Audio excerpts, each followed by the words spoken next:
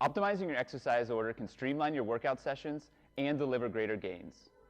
Contrast training is an incredibly powerful approach that will make your training more efficient and effective. Let me show you how.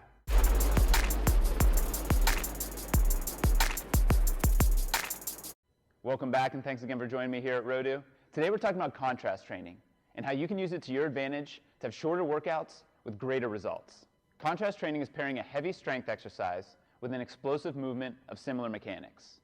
A lower body example would be a deadlift, immediately followed by medicine ball squat jumps. Upper body could be a bench press, followed by a medicine ball chest pass. You can really apply contrast training to any strength exercise you want with the proper selection of your explosive movement.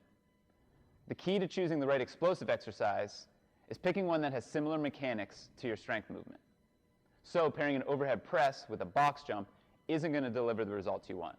The reason contrast training is so beneficial is due to an effect known as post-activation potentiation. It sounds intimidating, but what you really need to know is that a muscle's subsequent force will increase due to a previous contraction. The exact reason post-activation potentiation occurs is still being further understood, but the effects are clear. A greater amount of muscle fibers are recruited to perform a movement at an increased speed. A Russian sports scientist described post-activation potentiation as lifting half a can of water when you think it's full. Your body is primed and ready to lift this heavy load and ends up moving at an increased speed when that expectation isn't met. Over time, this effect will have a huge benefit on your athletic performance.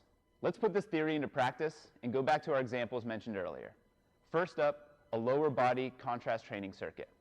Here we are pairing a deadlift with a medicine ball squat jump. You want to keep the reps in the 4 to 6 range to focus on strength and power. With those reps in mind, you want a deadlift weight that is 85 to 90% of your 1 rep max. In other words, the strength movement should be heavy. As soon as you finish the 5 reps on the deadlift, immediately move to the medicine ball squat jump. You can see the mechanics very closely resemble the deadlift with an explosive finish. Use the medicine ball to get a similar depth as your deadlift.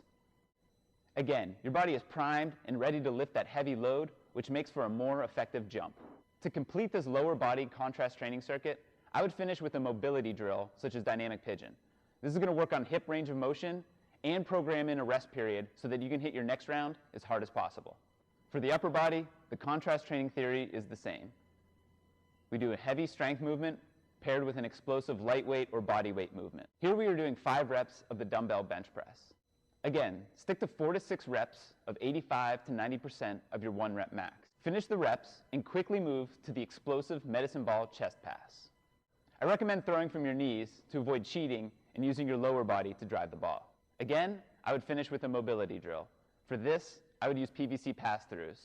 Check out our video on shoulder mobility to see exactly how to do those properly. And there you have contrast training, an extremely effective training approach that will deliver better results with less time in the gym. Leave some comments, let me know what exercises you like to pair together. And if you want to stay up to date with Rodu, be sure to sign up for our monthly newsletter. In it, you'll get nutrition tips from our registered dietitian, Susan Deverage, coaching tips from our head of youth strength and conditioning, Jonah Wish, as well as training tips and other Rodu news. Thanks again for joining, and we'll see you next Wednesday on another episode of the Rodu video series.